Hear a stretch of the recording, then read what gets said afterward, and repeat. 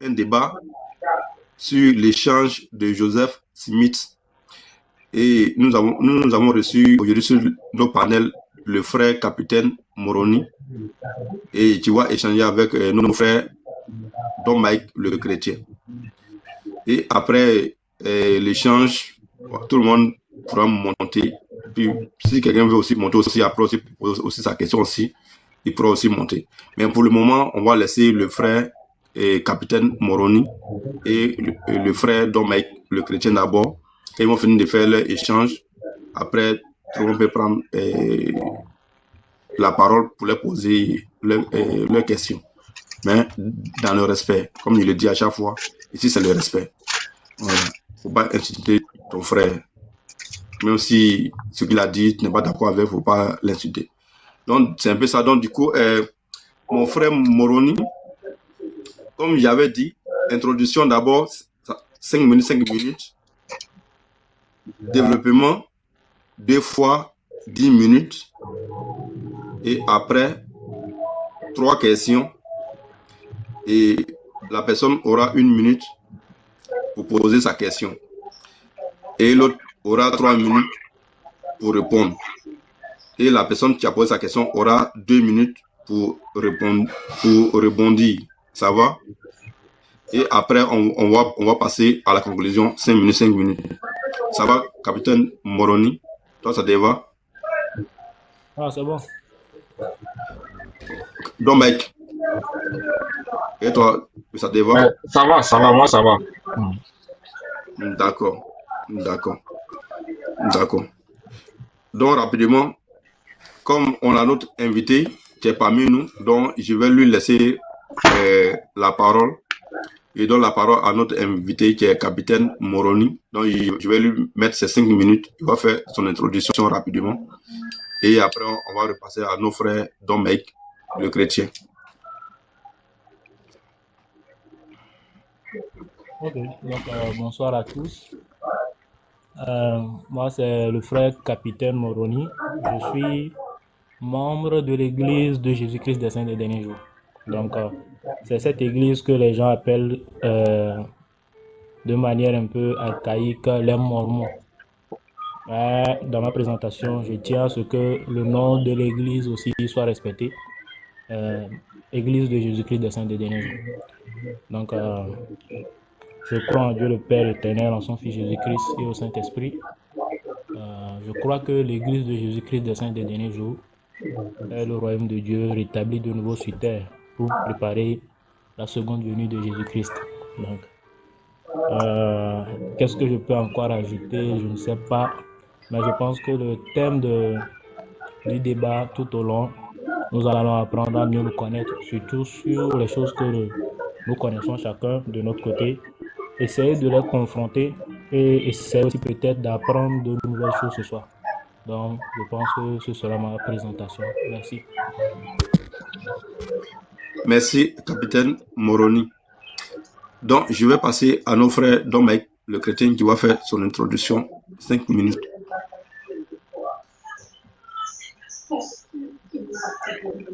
En tout cas, shalom, shalom encore et que toute la gloire et l'honneur soient donnés à notre seul Seigneur et Sauveur Jésus-Christ. Je salue vraiment notre bien-aimé frère capitaine Moroni ici pour sa présence et nous allons quand même respecter ce qu'il a dit.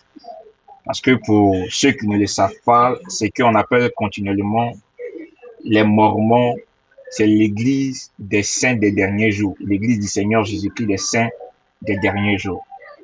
Et je crois quand même que le thème de notre débat ce soir, c'est les enseignements de Joseph Smith, qui est considéré comme le prophète qui avait reçu cette révélation-là du livre des Mormons. Et nous allons essayer de confronter ces enseignements à la lumière des Saintes Écritures. Et pour cela, dans mon temps d'introduction, j'aimerais lire d'abord quelque chose. L'introduction du livre des Mormons qui nous dit, il dit ceci, le livre des Mormons, récit écrit de la main de Mormon sur les plaques, d'après les plaques de Néphi. C'est pourquoi ce livre est un abrégé des annales du peuple de Néphi et aussi des Lamanites. écrit à l'intention des Lamanites qui sont un reste de la maison d'Israël et aussi à l'intention des Juifs. Donc ici d'abord, voilà un peu le but pour lequel ce livre a été écrit.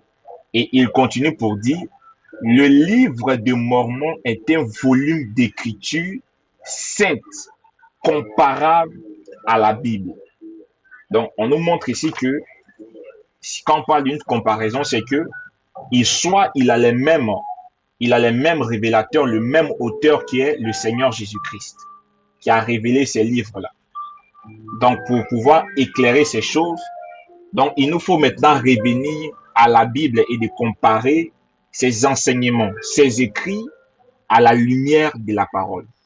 L'apôtre Paul, qui était un apôtre du Seigneur Jésus-Christ, qui avait reçu la commission et qui était l'apôtre des païens, il écrira ceci dans Galates chapitre 1 à partir du verset 6. Il dit que si un homme descend du ciel et annonce, si un ange descend du ciel et annonce un autre évangile que ce que nous vous avons prêché, que cet ange-là soit anathème. Si un autre messager vient et vous annonce aussi un autre évangile, que ce que vous avez reçu de nous les apôtres, que ces messagers-là soient alors anathème. Donc, dans le fait où on nous dit que le livre des Mormons est comparable à la Bible, donc on doit maintenant essayer de peser cet enseignement à la lumière des Écritures. C'est pourquoi les sous-thèmes qui sont là aujourd'hui pour développer, ce sera sur la connaissance de ces trois entités. Qui est Dieu d'après l'enseignement des Mormons, d'après l'enseignement de Joseph Smith? Qui est Satan d'après l'enseignement de Joseph Smith? Et lorsque nous verrons ces enseignements à la lumière des Écritures, parce que c'est là, je crois quand même, et il y a beaucoup de divergences, beaucoup de contradictions que renferme déjà le livre des Mormons. Donc, je crois quand même que, pour le temps d'introduction, c'est ce que je pouvais juste dire, pour dire qu'aujourd'hui, notre Bible sera notre boussole. Donc, les apôtres sont clairs. Nous rejetons toute connaissance qui s'élève au-dessus de la connaissance de Christ. 1 Jean chapitre 2, le verset 9 nous dit que si quelqu'un vient à vous et n'apporte pas la doctrine de Christ, ne le recevez pas dans vos maisons et ne lui dites même pas salut. Jean chapitre 17, le verset 3. Or, la vie éternelle, c'est qu'ils te connaissent, toi, le seul vrai Dieu. Donc, la vie éternelle se résume dans la connaissance du seul vrai Dieu. Donc, si l'Église des saints des derniers jours ne connaît pas qui est le véritable Dieu, c'est que là, il y a un problème. Si ils enseignent des enseignements qui ne sont pas conformes, c'est qu'ils n'ont pas la vie éternelle. S'ils n'ont pas été fidèles au fondement apostolique, quand il nous était dit, vous avez été édifiés sur le fondement des prophètes et des apôtres, Jésus-Christ étant la pierre angulaire. Donc, la pierre principale de notre croyance, c'est Jésus-Christ. C'est pourquoi Romains chapitre 3, le verset 3 à 4 dira que tout homme soit reconnu menteur et que seul Dieu soit reconnu pour la vérité. Donc, lorsque Joseph Smith dira des choses qui sont contraires à la pensée de Dieu, que Joseph Smith, le livre des Mormons, ainsi que tous ses enseignements soient reconnus pour mensonges. Que le Seigneur vous bénisse.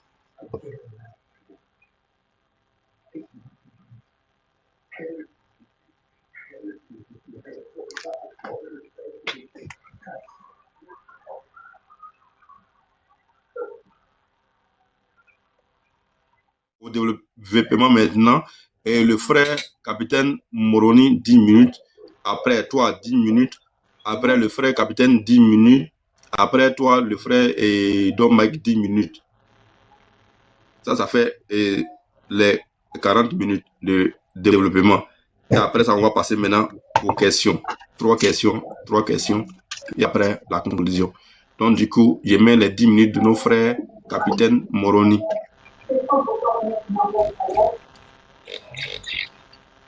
Donc, je ne savais pas que l'introduction allait porter sur tout ça, mais bon, je vais essayer de développer un peu. Nous reconnaissons Joseph Smith comme un prophète que Jésus-Christ a choisi pour rétablir son évangile sur terre. Cette notion que nous avons dans l'Église et qui est le message du rétablissement n'est pas quelque chose de nouveau. tous ceux qui ont lu la Bible ont remarqué ce cycle-là qui existe dans le peuple de Dieu. C'est-à-dire, le peuple de Dieu reçoit la parole de Dieu. À un moment, il se détourne de la parole de Dieu. Et après, l'œuvre de Dieu cesse. Et à un moment, Dieu choisit encore notre prophète pour pouvoir commencer son travail de nouveau. Le fait que Dieu appelle un nouveau prophète, c'est ce que nous appelons le rétablissement. Cela a été le cas de Adam. Quand Adam, notre père, a fondé sa famille et tout, il enseignait l'évangile à ses enfants. Mais après, il a fait qu'il y a eu l'iniquité, les gens se détournaient de Dieu. Et ce temps, nous l'appelons l'apostasie. Et quand cette apostasie vient, l'œuvre de Dieu cesse, puisque les hommes se sont détournés de la vérité.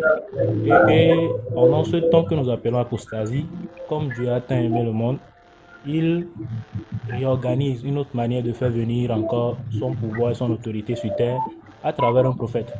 Je tiens à préciser que le Seigneur ne ment pas. Et le Seigneur dit ceci dans Amos 3, le verset 7. Le Seigneur dit, car moi, l'Éternel Dieu, je ne fais rien sans révéler mes secrets à mes serviteurs, les prophètes. Dieu ne fait rien, effectivement, sans révéler d'abord ses actions à ses prophètes. Parce que ce sont ces prophètes qui sont appelés à avertir le peuple de Dieu. Dieu a toujours agi de cette manière. Donc, après Adam, on a eu Enoch, après Enoch, on a eu Noé, après Noé, on a eu... Voilà. Donc, ainsi de suite, jusqu'à ce que Jésus-Christ même ne vienne sur terre.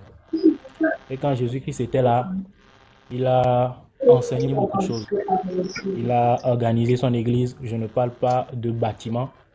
Je parle de ces personnes qu'il a choisies et qu'il a envoyées deux par deux pour prêcher son évangile. Et quand il a enseigné sa parole et qu'il est temps pour lui de faire le sacrifice pour lequel il est là, il s'est sacrifié. Et quand Jésus-Christ s'est ressuscité et tout, qu'il est reparti au ciel, nous avons constaté que ces apôtres ont commencé par être persécutés. Et quand les apôtres ont été tous tués, le monde est plongé actuellement, et dans ce temps-là, dans ce que nous appelons la grande apostasie. Cette grande apostasie a créé une chaîne d'événements que nous n'arrivons pas à contrôler jusqu'à maintenant, ou du moins jusqu'à ce que Dieu ne choisisse encore un nouveau prophète. Ce que cette grande apostasie a créé, c'est la naissance de beaucoup d'églises. Puisque tout le monde se basait sur ce qu'il comprenait, ce qu'il avait entendu des apôtres, compris un peu ici, pour fonder son église. Donc, ce qui fait que beaucoup d'églises semblent dire la même chose, mais en même temps, ils ne disent pas la même chose. Donc, c'est ainsi que, en 1820, un jeune homme qui s'appelait Joseph Smith était perturbé par le fait qu'il y a beaucoup d'églises. S'il y a effectivement un seul Dieu, pourquoi il n'y a pas seulement une seule église? Il s'est posé la question. Et pendant qu'il se posait cette question, il a lu la Bible. Et il ira dans Jacques 1, le verset 5, que si quelqu'un d'entre vous manque de sagesse, qu'il la demande à Dieu qui donne à tous simplement et sans sagesse, et elle lui sera donnée. Sans reproche, pardon, et elle lui sera donnée. Donc quand Joseph Smith a lu cela l'a profondément touché. Donc, il s'est dit qu'il va demander à Dieu que s'il y a une personne qui manque réellement de sagesse, c'est bien lui. Donc, il avait un endroit où il se rendait souvent dans la forêt, dans une bosquet. Et quand il est arrivé à cet endroit, il s'est mis à genoux, il a commencé par prier. Pendant qu'il priait, il y a une force mystérieuse qui l'empêchait de parler. Et malgré cela, il s'est efforcé et a formulé les désirs de son cœur de savoir à quelle église il devait se joindre.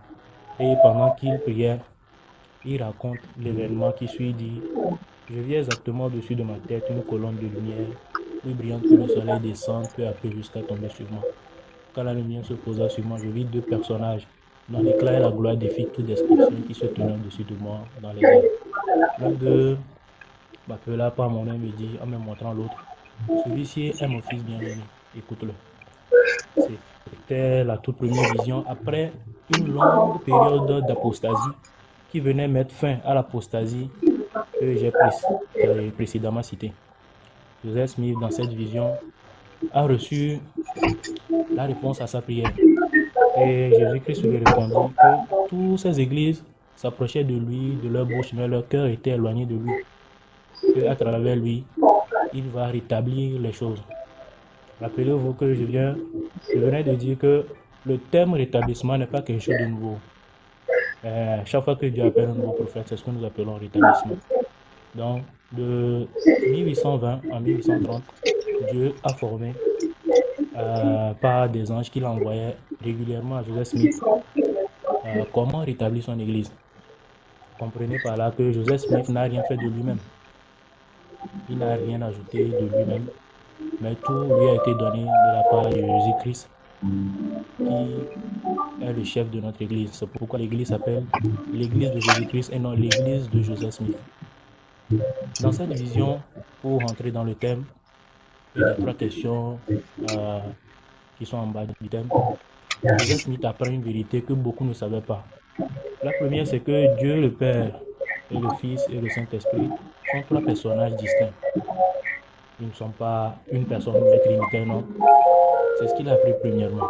Et après cela, toujours dans le contexte du thème, Joseph Smith n'a pas donné une définition du diable, si ce n'est ce que Satan est l'ennemi de Dieu, le père des mensonges.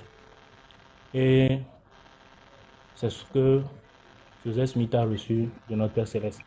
Plus tard, Joseph Smith, comme Moïse, comme tous les prophètes qui ont existé, avait du mal à prouver peut-être ou bien à convaincre son peuple ou bien ses proches qu'il était appelé de Dieu.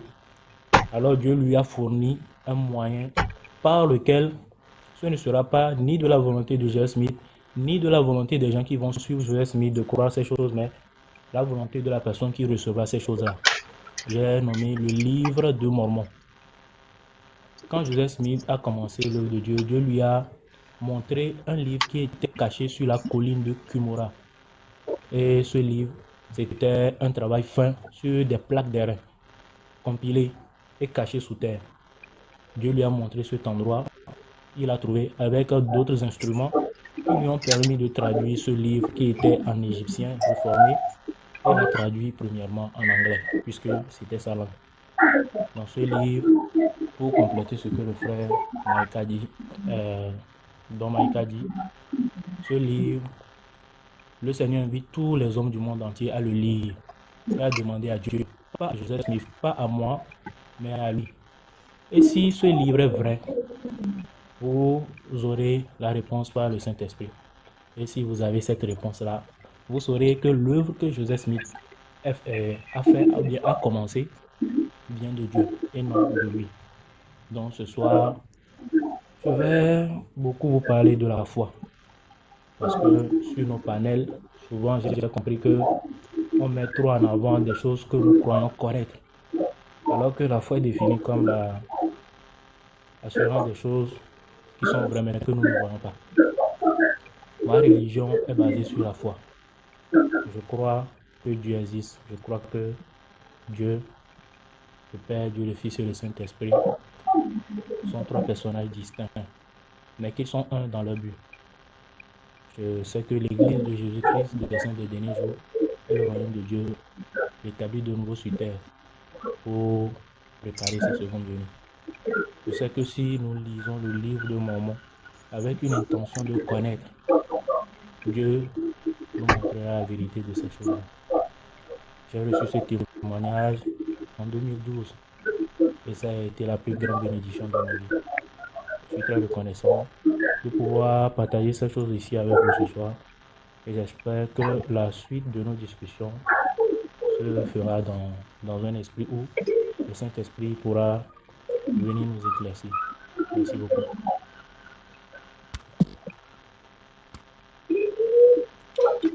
Merci beaucoup, mon frère, capitaine Moroni. Maintenant, je vais passer à nos frères Don Mike, le chrétien. Je vais mettre ses premières 10 minutes.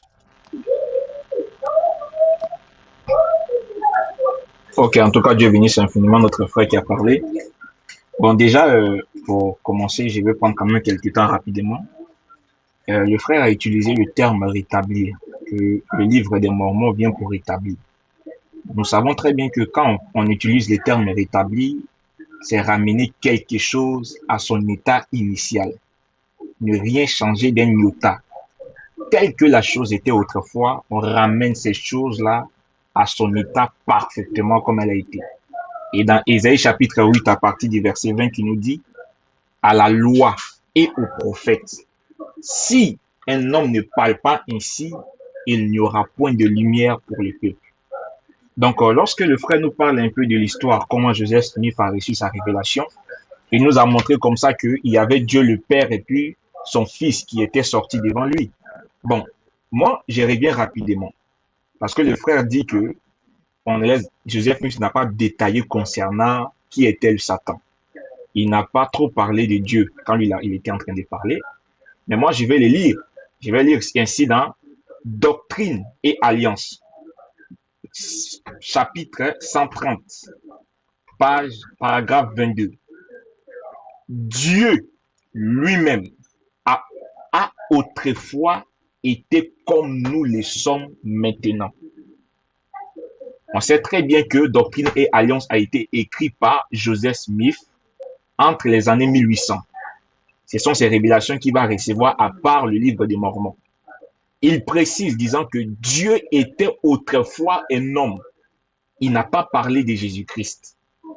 C'est-à-dire avant la manifestation de Christ. Dieu existait d'abord sur la terre sur forme humaine.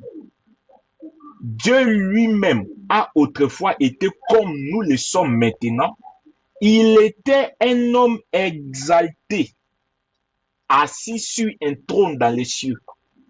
Donc Dieu était autrefois un homme qui est exalté et qui est allé maintenant pour devenir Dieu. Donc la théorie de l'évolution, la théorie de l'éveil, de l'exaltation. Donc Dieu qui va connaître, un homme qui va connaître une phase d'exaltation, et c'est cet homme-là qui va maintenant créer ce qu'on appelle le cosmos, le monde dans lequel nous vivons. Il dit, voilà le grand secret.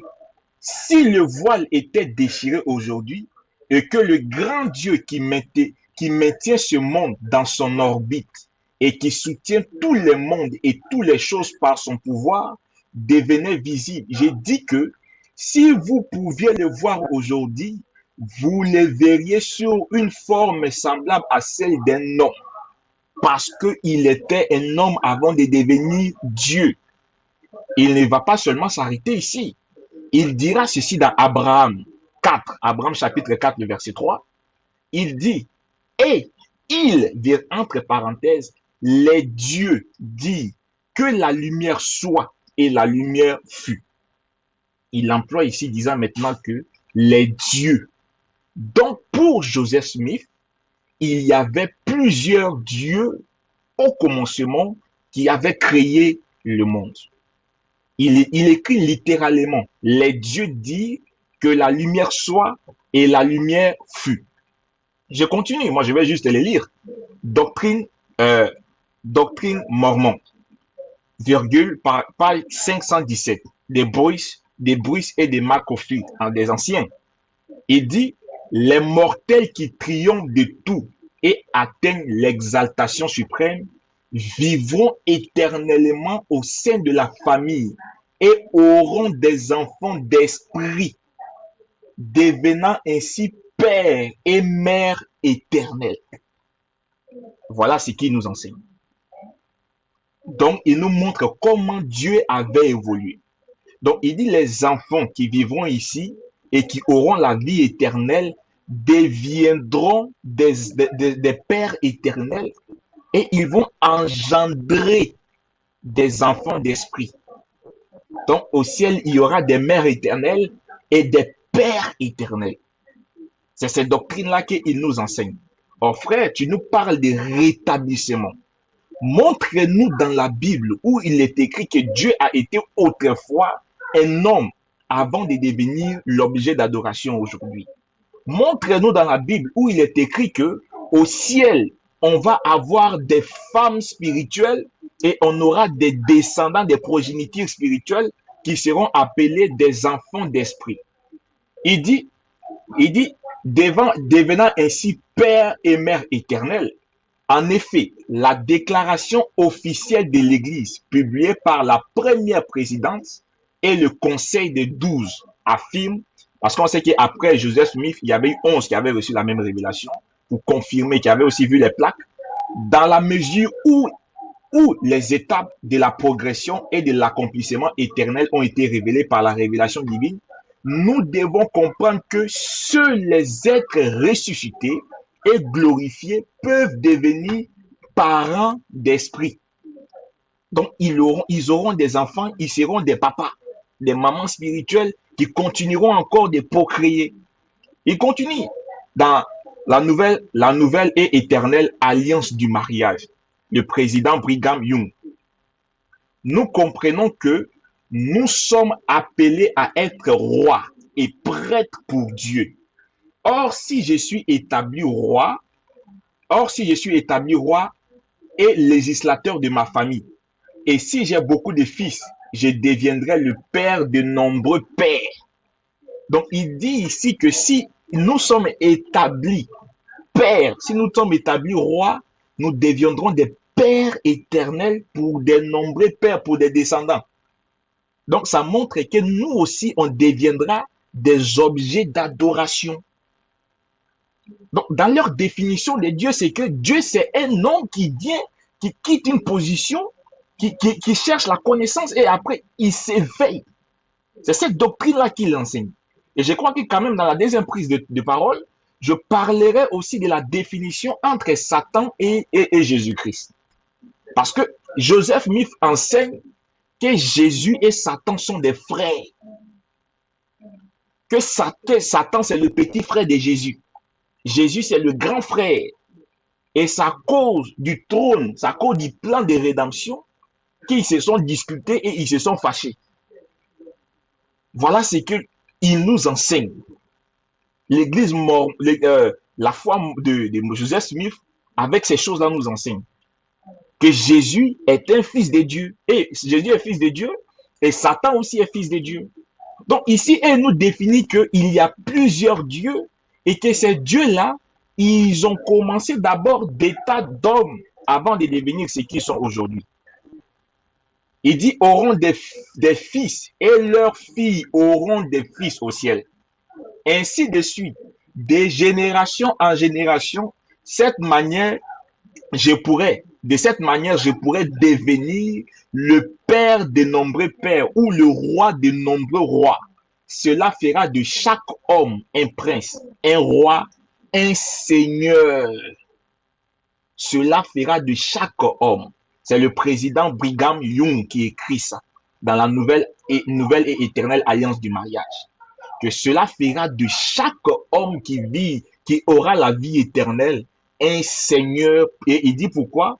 Ou tout autre titre que le Père jugera bon de lui conférer. Si la famille subsiste, alors de ce fait, ses membres obtiendront la vie, l'exaltation, le plus grand de tous les dons de Dieu. Car par définition, l'exaltation consiste à la continuité de la famille dans l'éternité. Donc, dans l'éternité, on doit continuer la famille. On doit faire des enfants pour se multiplier. Et quand ces enfants ils naîtront, c'est toi qui deviens pour eux leur Seigneur. Tu es leur objet d'adoration. C'est vers toi que leur louange doit être donnée. Il dit, tu vois, il dit dans l'éternité, ceux qui héritent ainsi sont les fils et les filles de Dieu, les membres de sa famille. Ceux qui ont confirmé leurs appels et leurs élections, ils sont cohéritiers avec Christ de tout ce que possède le Père et ils recevront la plénitude de la gloire du Père, devenant des dieux à part entière.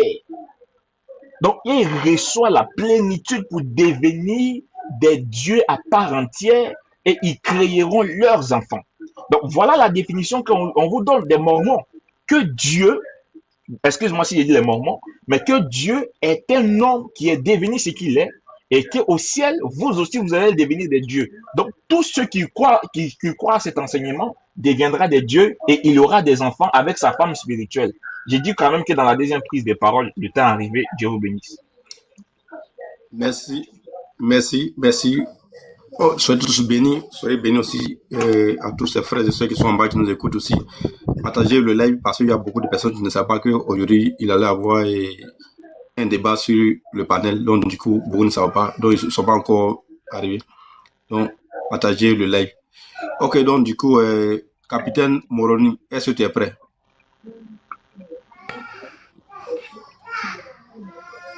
D'accord. Donc, Ok. Donc, je suis très reconnaissant que le frère Don Mike ait autant de connaissances. J'avais pensé que j'allais commencer depuis le début, mais parce qu'il a lu déjà ces choses, moi, je suis très reconnaissant. Pendant qu'il parlait, je me dis, mais le problème se trouve où si après cette vie, on deviendra des dieux. Donc ça, c'est une question qui m'est venue à l'esprit comme ça. Mais il faut savoir bien, grâce à Joseph Smith et au rétablissement, le rétablissement ramener les choses, euh, ramener la vérité telle qu'elle est, oui, mais ramener les choses telles qu'elles étaient. Par exemple, si à l'époque de Jésus-Christ, euh, on avait une manière de s'habiller, et peut-être qu'on, voilà, il y avait, on devait s'asseoir peut-être par terre pour suivre les Christ comme on les voit parfois dans les films. Si aujourd'hui nous avons des bancs, nous avons des bâtiments, vaut mieux être dans les bâtiments. Donc dans ce sens-là, on ne peut pas dire que le rétablissement doit être fait à l'identique, non. Mais le fond, la vérité reste la même chose. Donc je tenais à souligner d'abord ça. Il a lu quelque chose dans Doctrine et Alliance, il dit Dieu était autrefois comme nous. Dieu était autrefois comme nous, c'est vrai. Mais avant cela, il faut aller encore un peu en arrière. Et là, je vais vous donner une révélation que Joseph Smith a reçue. Les Doctrines et Alliances, quand vous lisez la page d'introduction, c'est tout ce qui s'est passé pendant le rétablissement, quand il avait des discussions avec les anges ou bien avec Dieu, il écrivait ces choses. Donc ce n'est pas lui qui écrivait ça. Et parmi ces doctrines et alliances, il y avait aussi leurs expériences personnelles. En lisant même Doctrine et Alliance, vous comprenez mieux l'histoire de Joseph Smith. Voilà. Donc ça aide. Donc il faut savoir que Dieu a un objectif. Dieu ne s'est pas réveillé un matin, puis il a créé le ciel et la terre, puis il a dit, bon, je vais mettre des hommes sur ça, non. Dieu n'a pas fait ça. Dieu, le créateur du ciel et de la terre, a un objectif. Son objectif, c'est d'abord réaliser l'immortalité et la vie éternelle des hommes. Ces deux mots se ressemblent, mais ne veulent pas dire la même chose. L'immortalité, c'est permettre à l'homme de vivre éternellement. Et la vie éternelle, c'est vivre éternellement en présence de Dieu, ce que nous appelons l'exaltation. Dieu, son œuvre et sa gloire, c'est réaliser l'immortalité et la vie des hommes. Mais comment cela a commencé? Nous définissons Dieu comme celui qui n'a pas de début et de fin. Voilà. Donc, on ne peut pas se poser la question aujourd'hui de savoir comment il a commencé, comment il était un homme. Je n'ai pas la réponse à cette question. Dieu ne l'a pas révélé, mais Dieu nous dit ceci grâce aux révélations, que une fois que nous arriverons de l'autre côté, ce que nous appelons même l'infini, nous allons le comprendre. Donc pour l'instant, même si on nous expliquait cela, on ne peut pas le comprendre. Donc ça, c'est une vérité. Mais comment ces choses ont commencé? Nous étions tous des intelligences. Écrivez ce mot quelque part, intelligence. De cette intelligence, comme je viens de le dire tout à l'heure, ces intelligences n'ont pas été créées. Ils existent, comme la terre qui était informe, et c'est à partir de l'informité de la terre que Dieu a organisé les choses, l'eau, à part les ténèbres, à part, voilà. Donc l'intelligence n'a pas été créée. Maintenant, cette intelligence existait et Dieu a pris une partie de lui et a ajouté à ces intelligences qui existaient. Et ces intelligences sont devenues ce que nous appelons des esprits. Vous voyez? Et quand ils sont devenus des esprits, ils ont appelé celui qui a donné une partie d'eux pour les créer Père. C'est pourquoi on dit que Dieu est le Père de notre esprit. Pendant que nous étions ces esprits, Dieu savait très bien que nous n'étions pas encore arrivés. Nous n'étions pas encore ce que nous devons être. Donc, Dieu nous a accordé un pouvoir en plus que nous appelons le libre arbitre, la capacité ou bien le pouvoir de choisir et d'agir par nous-mêmes. Et Parce que quand nous étions devenus des esprits, Dieu, on le voyait glorieux, mais il nous ressemblait, mais pas, il n'était pas comme nous. Dieu avait un corps de chair, comme frère Dominique vient de le dire, il était un homme, mais à la différence qu'il était exalté, il avait un corps qui était semblable au corps de Jésus-Christ quand Jésus-Christ était ressuscité. Exactement. Donc ce corps-là, Dieu l'avait. Et l'objectif de Dieu, réaliser l'immortalité et la vie éternelle de l'homme, c'est permettre à l'homme de devenir comme Jésus-Christ, comme lui, avoir un corps exalté pour lui permettre d'atteindre d'autres niveaux de progression. Donc, Dieu nous a présenté son plan. Quand il nous a présenté son plan,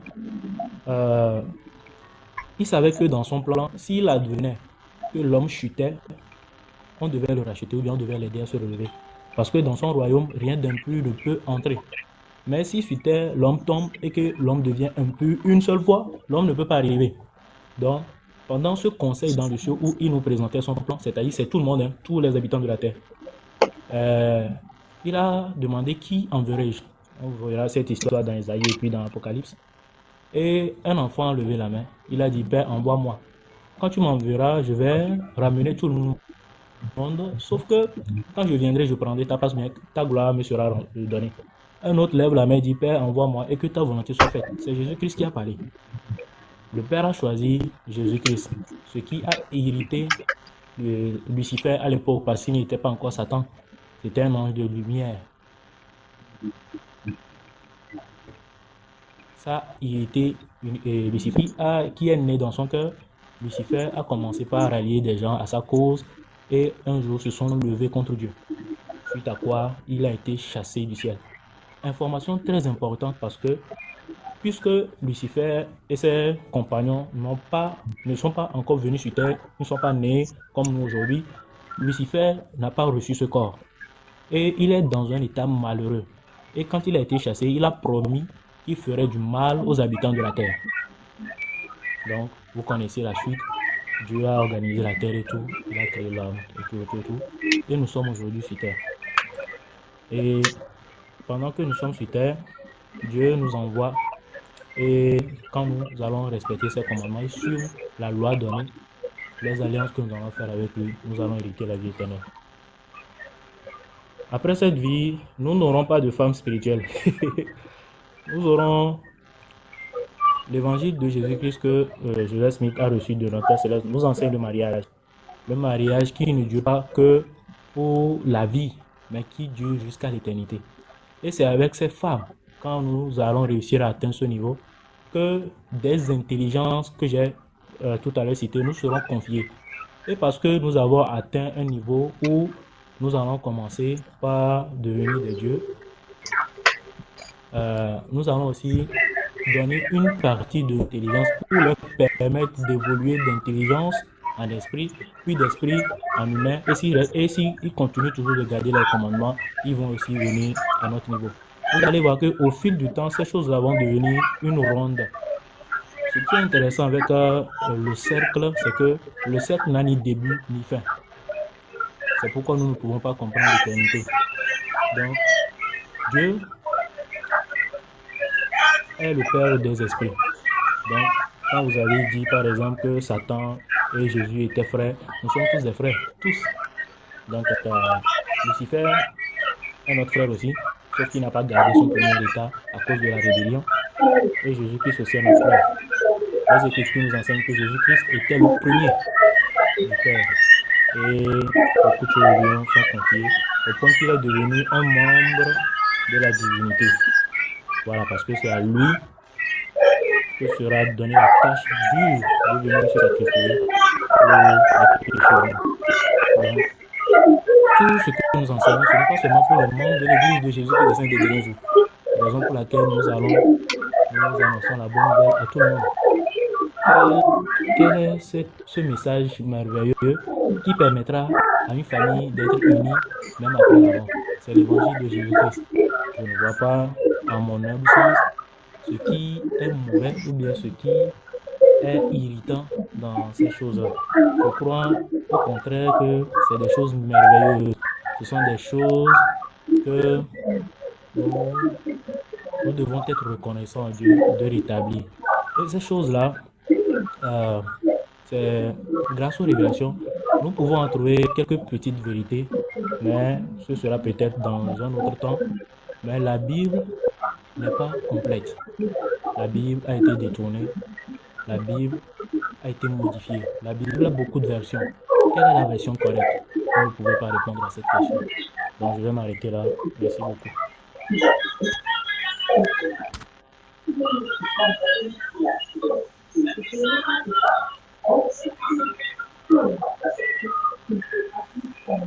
Ok, vraiment, merci beaucoup. Merci. Et on va passer au deuxième 10 minutes de nos frères Dom Mike, le chrétien.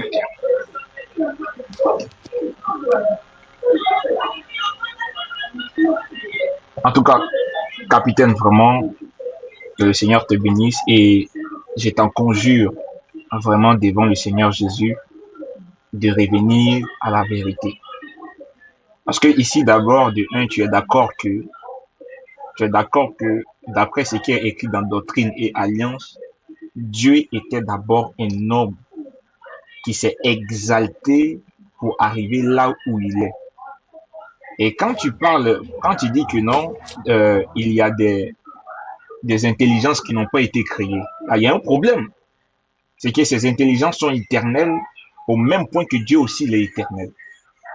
Donc toi, tu nous enseignes que Dieu était un homme avant de devenir Dieu.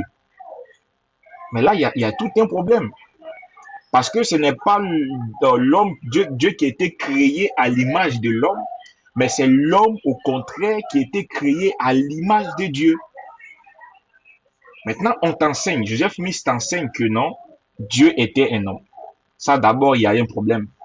Tu dis non qu'on ne prendra pas des femmes. Ça, ce sont tes enseignements propres. Mais c'est que la doctrine vous enseigne, parce que ce que j'ai même lu, c'est dans la doctrine des Mormons, tu vois, la page 517, qui dit ça, que au ciel, que lorsque vous rentrez dans l'éternité, vous allez prendre des femmes esprit et vous aurez des enfants d'esprit. Et c'est avec ces enfants d'esprit-là, vous serez aussi exaltés pour être élevés au rang des dieux, des sujets d'adoration, pour que eux, ils vous adorent. C'est ce qu'il a enseigné. De trois, il a enseigné que il y avait plusieurs dieux. Au commencement, les dieux disent que la lumière soit. Tu n'es pas revenu là-dessus. Donc, je t'en conjure vraiment, frère, reviens à la vérité. Et je lis ceci maintenant. Je lis Moïse. Moïse, de juin et octobre 1830, qui est écrit par Joseph Smith, chapitre 4, de 1 en 2.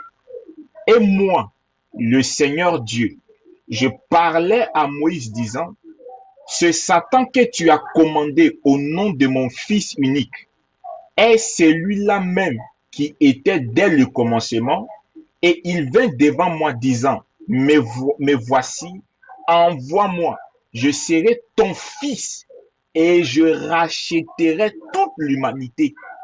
Bon, question. Attendez. On sait très bien que dans ce qu'on comprend, c'est le diable qui a séduit l'humanité. Mais l'humanité n'a pas encore été séduite. Et le même diable qui doit venir séduire, il vient voir Dieu pour dire à Dieu que non, je vais aller racheter l'humanité. Mais comment on peut racheter quelque chose qui n'est pas perdu? Or, c'est le diable qui a appelé le tentateur. C'est le diable qui a introduit l'homme dans la désobéissance. Mais on dit, lui, il dit ici, il vient dire devant Dieu que il va aller racheter l'homme qui est perdu, qu'il va racheter toute l'humanité. De sorte que pas une seule âme ne se perde. Mais attendez, donc il y a quelqu'un d'autre qui avait amené ces hommes-là dans l'égarement, dans le péché, et Satan même vient déposer sa candidature pour être le sauveur de l'humanité. Satan se présente devant Dieu et dit, envoie-moi, je serai ton fils et je rachèterai toute l'humanité. Et je le ferai certainement. C'est pourquoi donne-moi ton honneur. Donc voilà ce que Satan dit. Satan dit, mais il demande à Dieu, donne-moi ton honneur. Mais voici mon fils unique bien-aimé, qui était mon bien-aimé et mon élu depuis le commencement, me dit, mais dit le Père, que ta volonté soit faite. Donc, là, le Père il nous montre maintenant, il montre Jésus. Il dit non, voilà Jésus. C'est celui qui est mon fils unique. Donc, je continue toujours dans Gospel Principe, page 17. Notre Père dit, qui enverrai-je deux de nos frères? Donc, ce n'est pas moi qui l'ai dit, frère. Deux de nos frères. Qui? Satan et Jésus. Ils n'ont pas dit ici, d'abord, on l'a appelé Satan. Deux de nos frères, Satan et Jésus. Donc, Satan et Jésus sont des frères. Deux de nos frères offrirent leur aide. Notre frère aîné, Jésus-Christ, qui s'appelait alors Jéhovah. Or, la doctrine vous dit ici que notre frère Jésus qui s'appelait Jéhovah. Or, lorsque Joseph Smith rentre dans la forêt en train de prier, il voit Jéhovah et son fils Jésus. Mais on dit ici que le fils là, il s'appelle Jéhovah. Contradiction. Il dit notre frère aîné, Jéhovah dit, mais voici, envoie-moi. Satan qui s'appelait Lucifer vient aussi disant, mais voici, envoie-moi, je serai ton fils et je rachèterai toute l'humanité. Mais frère, il y a une, excuse-moi du terme, il y a une connerie, il y a un désordre chaotique. C'est une contradiction très très mal exprimée. C'est-à-dire que l'humanité n'est pas encore perdue, mais le tentateur qui doit tenter, c'est celui qui va être le sauveur. Donc, les deux frères sont en train de se battre. Papa, non, je vais aller. Non, papa, non, c'est moi le grand frère. Non, papa, c'est moi le petit frère. Papa, c'est moi qui aime. Non, papa. Donc, ils se battaient. Et le père qui a sa préférence, il va dire, bon, toi, Jésus, va les sauver. Et c'est là où vous allez me dire que c'est là le diable va maintenant se fâcher pour aller tenter encore la terre. Mais alors, c'est que le diable n'a rien à voir dans le péché. Parce que si ici, les hommes sont déjà perdus, le diable là, il joue quel rôle? La page de 192, sous l'entête qui est écrit Devil, qui est le diable. Donc, je t'encourage beaucoup à aller lire ça. Ça, c'est Mike Cookie qui écrit ça. Mike Cookie qui écrit ça sur le diable. Donc, il faisait partie des 11. Il dit, le diable est un fils spirituel de Dieu, né dans l'existence prémortelle. Donc, le diable, c'est un fils spirituel de Dieu. Donc, on te montre ici clairement que Satan et Jésus sont des frères. Ils se sont battus pour savoir qui devait être le sauveur de l'humanité. Satan, Jésus qui s'appelait Jéhovah. Satan qui s'appelait Lucifer. Or, tu nous dis ici que non, dans cette optique-là, l'homme n'était pas encore perdu. Mais là, il y a un problème, frère. Qui alors a égaré l'humanité?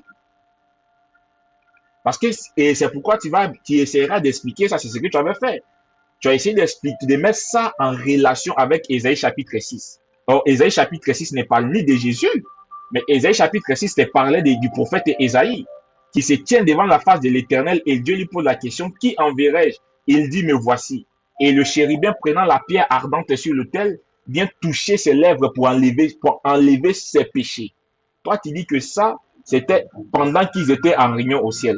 Donc, ok, ici encore, si c'est ça, c'est que Jésus avait aussi les péchés aux lèvres, Lucifer aussi avait les péchés aux lèvres. Parce que quand ils ont posé la question, qui enverrai-je et qu'il a soulevé, me voici, si c'est Jésus, me voici là, donc le séraphin qui était venu, il est venu enlever le péché de notre frère aîné. Mes frères, Satan n'est pas notre frère. Satan n'est pas le frère de Jésus. Ça, c'est loin de là. Donc, cette doctrine d'après laquelle, tu vois, c'est déjà un problème. Donc, je crois quand même que dans les temps des questions et dans la dernière prise de parole, s'il y en a encore, avant que les frères aussi posent leurs questions, s'ils ont des questions à nous poser, on reviendra maintenant cette fois-ci dans le livre même, dans les livres des Mormons, parce qu'il y a trop de choses qui ont été dites qui ne sont pas d'accord, que moi je ne suis pas d'accord. Et quand tu nous dis que la Bible était falsifiée, frère, nous ne te citons pas la Bible. Depuis que je parle ici, je n'ai pas lu un verset biblique, mais j'étais toujours lu ce qui est écrit dans la doctrine, Alliance, les livres des Mormons, les enseignements, comme on a mis le thème, les enseignements de Joseph Smith. Que la Bible soit contredite, mettons la Bible de côté. Restons maintenant focalisés là. Ce qu'ils sont en train de dire, est-ce que c'est bien collaboré d'après toi? C'est pourquoi je t'en conjure, frère, devant le Seigneur, à sortir de la religion et à être éclairé calmement. Maintenant, si tu veux un autre débat, par exemple, sur est-ce que la Bible est contradictoire, est-ce que la Bible, il n'y a pas l'original de la Bible? Oui, ça, c'est un débat qu'on peut discuter là-dessus. Non, on ne s'enferme pas là-dessus, tu vois. Donc, sur ces points où on t'enseigne que Dieu était d'abord un homme avant de devenir ce qu'il est, c'est déjà faux. J'ai plein d'autres citations ici que je peux lire, mais comme mon temps est arrivé, tu vois, que Dieu était un homme, qu'il y a plusieurs dieux. Jésus et Satan qui sont des frères. Et puis vous aurez encore des femmes au ciel. Je t'en conjure, frère, retourne à la restauration, la véritable foi qui était prêchée autrefois. Dieu vous bénisse. Merci beaucoup. Merci beaucoup. Ok, donc nous avons fait introduction, développement, et le frère et capitaine Moroni a eu ces 10 minutes, y compris aussi le frère Domaïque le chrétien aussi a eu ces 10 minutes. Maintenant, on passe aux questions-réponses maintenant. Et tu poses ta question en 1 minute. Le frère répond en 3 minutes. Et la personne rebondit. Si tu permets, excuse-moi, je l'ai coupé. Oui. Que les frères ils posent leurs questions d'abord, tu vois, qu'ils choisissent ceux à qui ils veulent poser leurs questions, et ils posent leurs questions, et puis après, moi, puis les frères, on pose nos questions entre nous. D'accord, si vous voulez. Il y a aussi le frère U. Shalom, les frères. Shalom. Quand Dieu vous bénisse, ici, vous êtes bien en cours, mais j'ai écouté au moins les 2 dernières 10 minutes, là, j'ai écouté chacun. Ok, le frère U, tu as 2 minutes pour poser ta question. Il n'y a pas de souci. Moi, ma question, c'est pour savoir que le frère nous dit que le moment, qu'est-ce que le moment nous réserve, nous les enfants de Dieu. Parce que selon ce que Don Mike vient de lire là, qu'est-ce que lui en pense de ça? C'est moi ma question. Est-ce que ce que Don Mike vient de lire là, c'est vrai ou c'est faux? C'est moi ma question que je le pose qui est là. Est-ce qu'il peut nous éclaircir sur ça? Parce qu'il faut qu'il incline un peu l'antenne par rapport à ce qui s'est passé. Merci. Donc, voici ma question. Voilà.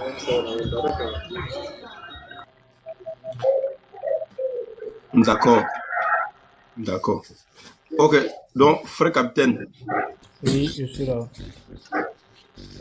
Ok, tu as écouté ce que le frère a dit? D'accord.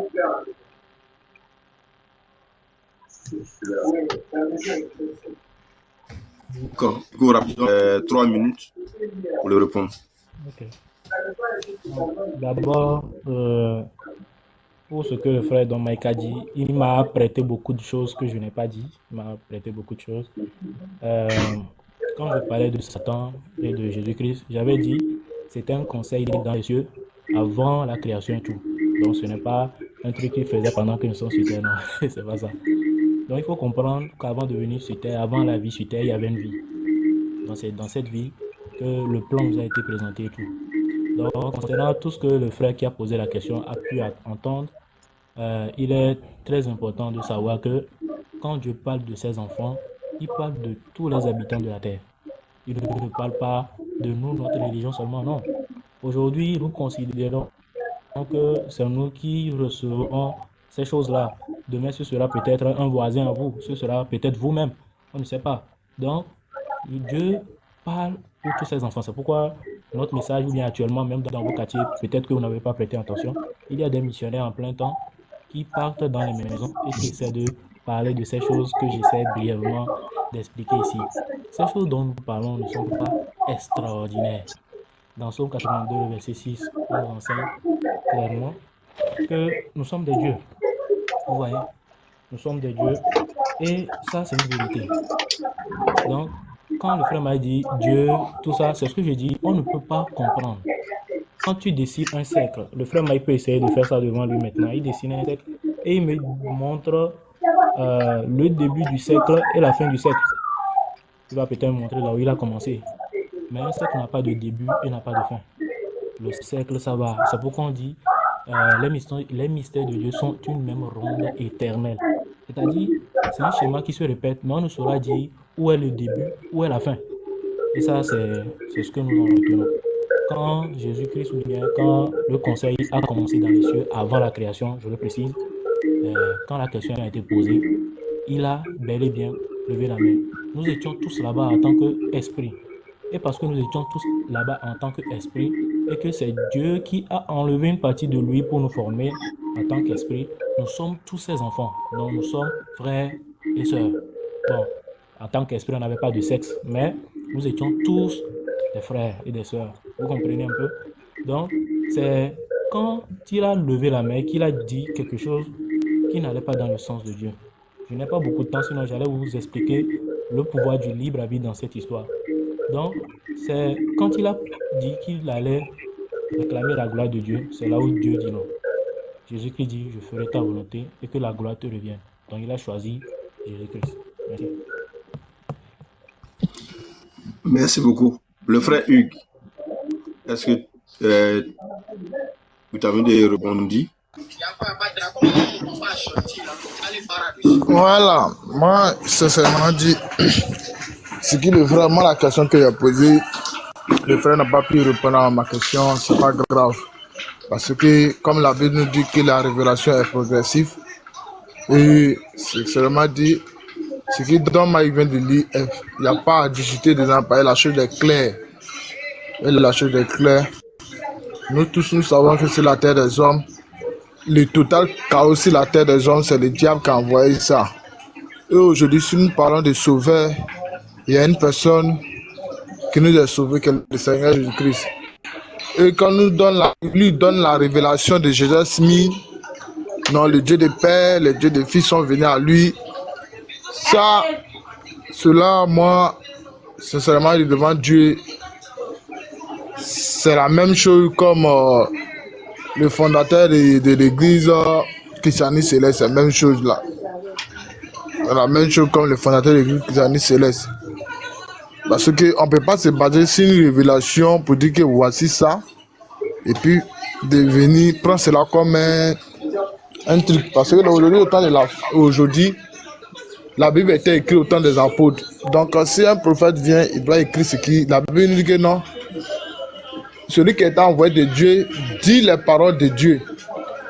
Dieu ne donne pas l'esprit avec mesure. Si aujourd'hui le frère nous dit que non, c'est Jésus Simi et le message que Jésus Simi a donné qu'on doit suivre. On doit regarder dans le fond du message de Jésus Simi. Est-ce que ça correspond à la Bible? Parce que la Bible c'est notre testament. Voilà, parce que si ça ne concorde pas avec ça, ça serait dit, on ne peut pas. Ce sera difficile de suivre ce message. Ce sera très difficile de suivre ce message. Donc, les frères n'ont pas répondu à ma question. C'est pas à la prochaine parole, c'est que Dieu a fait grâce, il va pouvoir répondre à la question que je dois poser.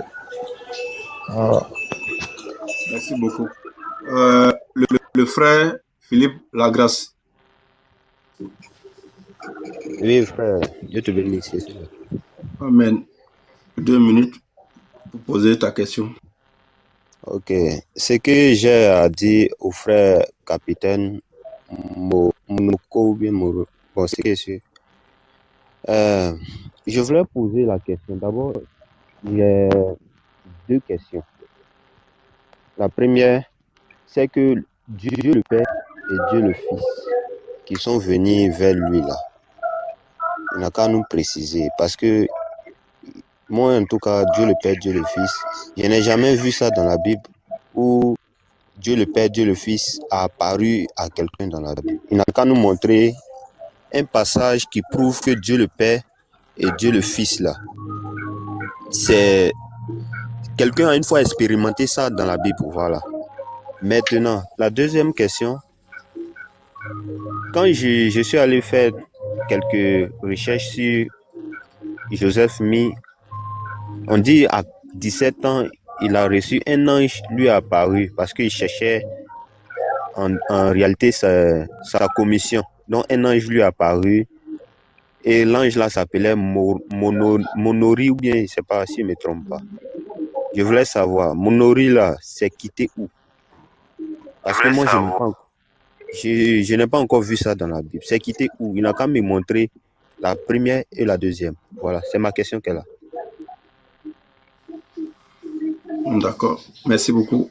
Capitaine, donc 3 minutes rapidement. Mais il n'est pas le seul. Hein. Il y a aussi Domek aussi. Qui aussi, vous pouvez aussi poser vos questions à nos frères Domek aussi. Merci. Ok, donc merci pour la question. Je crois que le frère Philippe peut lire dans Acte 7, le verset 55 à 56. C'est l'expérience de Étienne. Étienne qui allait se faire lapider. On dit, mais Étienne, rempli du Saint-Esprit et fixant les regards vers le ciel, vit la gloire de Dieu et Jésus debout à la droite de Dieu. Et il dit, voici, je vois les cieux ouverts et le Fils de l'homme debout à la droite de Dieu. Donc ça, c'est pour peut-être répondre à la première question. Maintenant, Moroni, que vous avez cité, Moroni, c'est le nom du fils de Mormon. C'est-à-dire comme si je te disais que je m'appelle Sandy. Ça, c'est mon nom. Voilà. Donc, Moroni, c'est le nom d'un personnage ou bien d'un prophète qui était d'ailleurs dans l'histoire du livre de Mormon, était le dernier prophète à tenir les annales. Donc, c'est lui qui avait caché tout le travail ou bien toute l'histoire des gens qui ont vécu 600 ans et 400 ans après Jésus-Christ sur les plaques des reins et l'a caché dans la vallée ou bien sur la colline de Cumorah. Et cela, quand Joseph Smith était dans l'inquiétude de savoir comment ou bien quelle église était la bonne, Dieu l'a envoyé, cette fois-ci comme un ange, et lui a montré où aller se procurer ces plaques-là, qui sera traduit par le pouvoir de Dieu et devenir un témoignage pour pouvoir permettre aux gens de connaître la vérité. Donc, je pense que j'ai un peu répondu à la question. Donc, il faut faire très attention parce que au début, quand le frère Mike a lu les trucs que nous lisons, j'ai pensé qu'il avait compris, mais malheureusement, peut-être que c'était un peu trop pour lui ou carrément il n'a pas compris parce que le début, on ne peut pas vous le donner. Même vous, vous ne pouvez pas me donner un début que Dieu a commencé ici. Non, non, personne ne peut le donner. Nous avons quelques révélations supplémentaires. Mais ces choses-là, une fois que vous ne comprenez pas que, voilà, vous ne comprenez pas les choses de base, vous ne pouvez pas le comprendre. Joseph Smith a vu Dieu le Père et Dieu le Fils. Dieu, on l'appelle Elohim. Et Jésus-Christ, c'est lui qu'on appelle Jéhovah. Quand j'aurai un autre temps de parole, je pourrai vous donner les versets dans lesquels cela a été enseigné. Merci. Merci. Donc, Philippe, 2 minutes pour répondre. Ok, bon, je pense que les deux réponses qu'il a données, je ne suis pas d'accord. Mais je sais que par la grâce de Dieu, il va comprendre un jour. Et tout ce qu'il a donné, en tout cas, ça ne me convient pas. C'est en dehors de la Bible, au fait. Lui-même, il est sorti directement de la Bible pour expliquer son histoire. En tout cas, je ne crois pas en ça. Vraiment.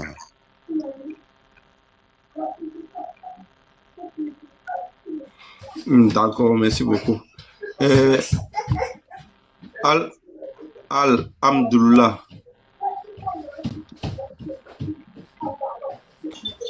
Non, le frère, shalom à vous. Shalom. Je vais plutôt vous écouter parce que j'étais pas là. Je connais pas, j'ai pas bien écouté les deux. Donc, je ne pourrais pas me prononcer dessus. Je vais vous écouter. Peut-être que vous avez un autre sujet, tantôt, comme tu l'as dit. Peut-être que je vais participer. Merci. Merci beaucoup. On a un très bon sujet après ça. Donc, du coup, ça tombe bien que tu sois là, mon frère. Hier, je t'ai envoyé invitation, bon, dès que tu t'es occupé, mais c'est pas grave. Comme tu es là, et après, on va afficher le thème, et puis ça sera un échange libre. Donc, rapidement, Serpent Eden. 2 minutes Oui, merci. Voilà, si tu as une question. Voilà, merci beaucoup. Bonsoir tout le monde. Oui, j'ai une question pour Capitaine. Capitaine, je sais que vous, les Mormons, hein, c'est comme ça qu'on vous appelle, vous avez votre propre Bible. Est-ce que vous pouvez juste me lire ce verset? Donc, dites-moi si c'est ça. C'est 2 Néphi, chapitre 15, du verset 21 jusqu'au verset 22. Si vous avez votre Bible, est-ce que vous pouvez lire ce... Parce que je sais que vous avez votre Bible. Vous nous lisez ce verset-là et ensuite vous nous expliquez. Nous utilisons la Bible aussi, mais vous avez dit 2 Néphi combien? 2 Néphi, chapitre 15, verset 21-22. Vous pouvez juste le lire et ensuite vous nous expliquez ce que là ça veut dire. Ok. 21 verset, 15 verset 21-22, c'est ça? Non, chapitre 5, verset 21-22. 2 Néphi, chapitre 5. Oui, verset 21-22. Et ensuite vous nous expliquez qu'est-ce que ça veut dire. On vous écoute. Il avait fait tomber la malédiction sur eux, oui, une grande malédiction à cause de leur iniquité. Car voici, ils s'étaient endurcis le cœur contre lui, de sorte qu'il était devenu semblable à un caillou. C'est pourquoi, comme il était blanc et extrêmement beau et agréable, afin qu'ils ne fussent pas séduisants pour mon peuple, le Seigneur Dieu fit venir sur eux une peau sombre. Et ainsi dit le Seigneur Dieu, je les rendrai repoussants pour ton peuple, à moins qu'ils ne se repentent de leurs iniquités. Merci, messieurs. Donc ici, votre Seigneur a maudit un peuple. Il a dit, je vous maudis, mais puisque vous êtes blanc, vous êtes séduisant, je veux vous assombrir la peau, donc noircir la peau. Donc je vais rendre votre peau noire, le contraire de blanc. On a compris. Moi, j'ai une autre version où c'est écrit noir. Non. Oui, monsieur, le contraire d'éclaircir, c'est sombre. Le contraire de blanc, c'est noir. Monsieur, rapidement. S'il vous plaît, ma question est... Voilà la question rapidement. Explique-nous, qu'est-ce que ça veut dire quand Dieu te dit ici que vu comme leur peau était blanche, je vais faire en sorte que leur peau devienne noire, sombre, hein, puisqu'il les a maudits. Explique-nous, parce que moi j'ai la peau noire. Est-ce que moi je suis maudit? Je vous écoute, monsieur. Je vous explique d'abord, et puis ne soyez pas inquiets. S'il y a une église qui combat le racisme et tout ça, c'est bien l'église de Jésus-Christ. Mais voilà, dans cette histoire, on parle du peuple des Lamanites, n'est-ce pas? Et les Lamanites, quand ils se sont rebellés contre Dieu, ça commence depuis le verset 20. La peau qui s'assombrit est une conséquence, ou bien est un signe. Mais la conséquence même de la malédiction que Dieu a donnée sur eux, c'est dans le verset 20, le Seigneur dit, c'est pourquoi la parole du Seigneur s'accomplit, celle qui m'adressa disant, s'ils n'écoutent pas tes paroles, ils seront retranchés de la présence du Seigneur. Et voici, ils furent retranchés de sa présence. Ça, c'est la malédiction qu'ils ont eue. Maintenant, parce que eux tous avaient le même temps, Dieu a prévu donner une particularité aux Lamanites. C'est assombrir leur peau. Assombrir leur peau ne veut pas dire devenir noir. Vous comprenez? Et à la suite du livre de Mormon vous apprendra que les Lamanites sont les ancêtres des Amérindiens, ceux qui sont sur le continent américain. La peau de ces gens-là n'est pas noire comme le nôtre. Vous comprenez un peu? Ça tend plus vers ce qui est brun, ce qui est café, que ce qui est le nôtre, noir ici. Donc, si le sous-entendu de la question, c'est que nous repoussons les noirs, je vous dis que c'est une très mauvaise interprétation. Aujourd'hui, l'Église, de près ou de loin, ne va pas dans un sens bien, n'accepte pas ces racismes-là. Bon, je ne sais pas comment le dire clairement, mais l'Église ne voit pas la différence entre un jaune et un noir, parce que nous sommes tous de la race de Dieu. C'est ce qui prime au sein de l'Église, c'est ce qui prime pour Dieu. C'est-à-dire, qui es-tu? Tu ne me diras pas, je suis noir. Qui es-tu? Je suis blanc, non. Qui es-tu? Je suis fils de Dieu, je suis fille de Dieu. Ça, c'est ce que nous enseignons à l'église. Messieurs, c'est écrit noir sur blanc ici que Dieu a maudit, mais vu comme ils étaient blancs, il a dit, je vais les assombrir leur peau. Assombrir, le contraire de blanc, c'est noir. Jouez pas avec les mots. Donc moi, j'ai juste une question. Messieurs, s'il vous plaît, j'ai juste une question. Est-ce que le fait que les noirs portent la peau de couleur noire, est-ce que c'est une malédiction? Puisqu'il a maudit ici. C'est tout. La malédiction n'est pas le fait que la peau est devenue noire. Non, ça, c'est pas la malédiction. La malédiction, c'est qu'ils sont retranchés de la présence de Dieu. C'est différent. La malédiction, c'est qu'ils sont retranchés de la présence de Dieu. Maintenant, le signe qui a été mis sur eux, c'est que leur peau a été assombrie. Et je dis, noir. Quand on dit assombri, même un blanc, quand il se met à l'ombre, la peau de ça... Oui. Ok, merci beaucoup. Merci beaucoup. Merci beaucoup. Voyez, ok, frère, Amdoua, s'il vous plaît. Moi, je vais juste descendre. Oui, je vais descendre. Je viens. Je mets les 2 minutes pour répondre rapidement et puis on va passer au... Oui, merci. Ok, pas de souci.